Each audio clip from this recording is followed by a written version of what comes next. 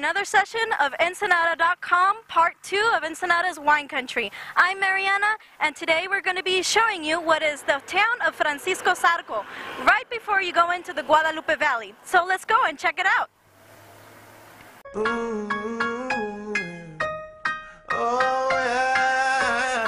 Right before you drive into the community of Francisco Zarco, which is right before the Valley of Guadalupe, we actually bumped into this team called Chiruzos that comes from Tijuana, and their sole interaction here is to do a bike ride in the wine country. Now over here, what do you like, or why did you guys decide the wine route for your bike ride? We just wanted to come around and see all the wineries. We actually did a loop. We started here, we went around back to Ensenada, then came back through the wineries and stopped right here, just going back. Well, it looks like a great ride. All these people, you were so nice to talk to me, and we're going to see which is the route that you're going to be taking back to the wine area. So here we are on Ensenada.com. Let's continue on this second part of wine country in Ensenada.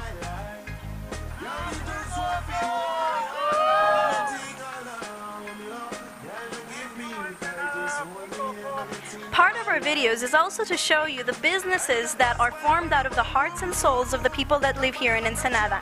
Here I have Lupita Cortez right next to me, and she is the owner of Sol de Medianoche. Now, Sol de Medianoche is dedicated, along with her husband, making artisan wine, and they also make bread, aged cheeses, and many other different yummy goodies that you can try here in the shop. So Lupita, do you have a message? Yes, thank you for visiting our business, Sol de Medianoche. You are always welcome. There you have it. So come and visit Lupita and her family. At the tasting bar, Angelica here will be able to let you try the artisan bread, the marmalades, the cheese, and the salad dressings that they have to offer. Don't forget to ask about the Chenin Blanc that is actually an award-winning Chenin Blanc for them here at Sol de Medianoche. It has a very unique mango grape taste that's very refreshing. Definitely something to try. Thank you, Angelica. Another spot that caught our eye here in the Francisco Zarco area is Vinos Fuentes. Right here with Miguel Fuentes, the owner of what is Vinos Fuentes. He's going to tell us a little bit about the concept of the locale. What's going on here at Vinos Fuentes, Miguel? Okay, hi, how you doing? Vinos Fuentes is basically a family winery. My family, I'm third generation growing grapes. My family's been growing grapes since 1958 in this valley. We grew grapes and sold to the larger wineries. Now what we do is, since the year 2000, which is when we started making wine, we've had our own tasting room and we make our own wines. We have about 14 to 15 different varietals with blends, and we're open basically from Tuesday through Sunday, from 10 in the morning to 6 or 8 in the afternoon. We're very family oriented. We have an area for children, and we love to have people visit us from anywhere. So if you ever get a chance, come on down, and I know you will not be disappointed, and you will leave happy.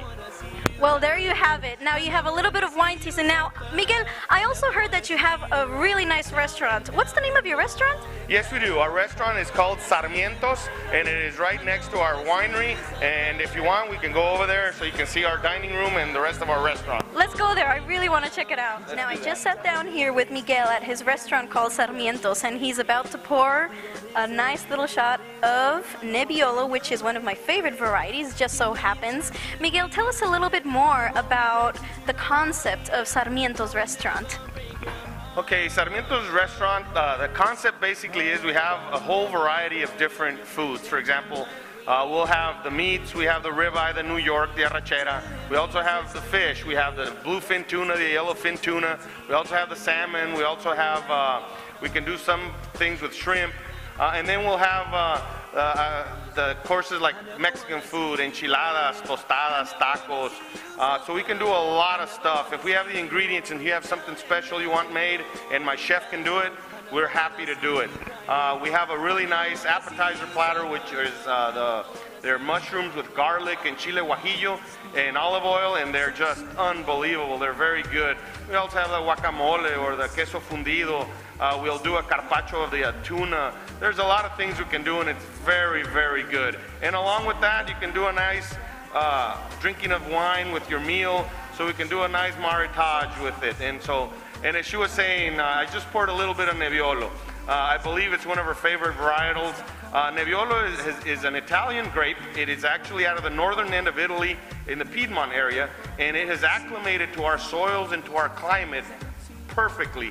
So we can make, in the valley, we actually make a very, very good Nebbiolo, and a lot of people do. At first, a lot of people thought it was only from one of the wineries, that they were the only ones that had it, and we won't mention them. But now you have a lot of the wineries that will now have the Nebbiolo. So you can either taste it at our tasting room, or you can actually have it with your meal here at our restaurant. Well, like me, it sounds like you're extremely proud of Baja Californian wines just as much as you are of your own. Now, I heard this rumor that you have this concept also in the restaurant about Mexican bottles of wine. What's the concept there? Well, the concept basically is you know, you go to most places, and if you want to drink a bottle of your favorite wine and you want to bring it along, they'll charge you $10, $12, $15, even $20 to uncork it. Well, our rule, or our privilege, I'm going to say, as far as being our own restaurant, is that if you bring any bottle of wine in that's Mexican wine, we will not charge you a corking fee or an uncorking fee. If it's from anywhere else in the world, don't bring it in. We want you to taste Mexican wines, preferably Baja California wines, or even better, Valle de Guadalupe wines. But if it's any kind of a wine out of anywhere in Mexico, we will open it for you for free. And you can enjoy it with your meal, and then from there, if you want, we can have you taste some of our own, and then you can have your meal, the rest of your meal, with one of our own bottles. Well, that just sounds delicious. Now, everyone, you guys know the rule. Only Baja Californian wines, maybe some Mexican wines, but no on the foreign wines. So let's have a little taste of this beautiful looking Nebbiolo.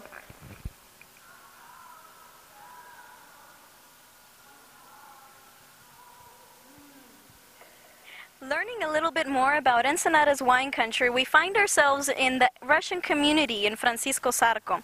Now, this community established itself in 1905. Next to me, I have a fifth-generation Russian who her name is Andrea Perez Samarin. The Samarin family owned the property in which we stand right now. They have a beautiful museum, they have a really good restaurant with wood-fired stone pizza, and a wonderful tasting bar that you can actually taste all the products that they've been making since 1905.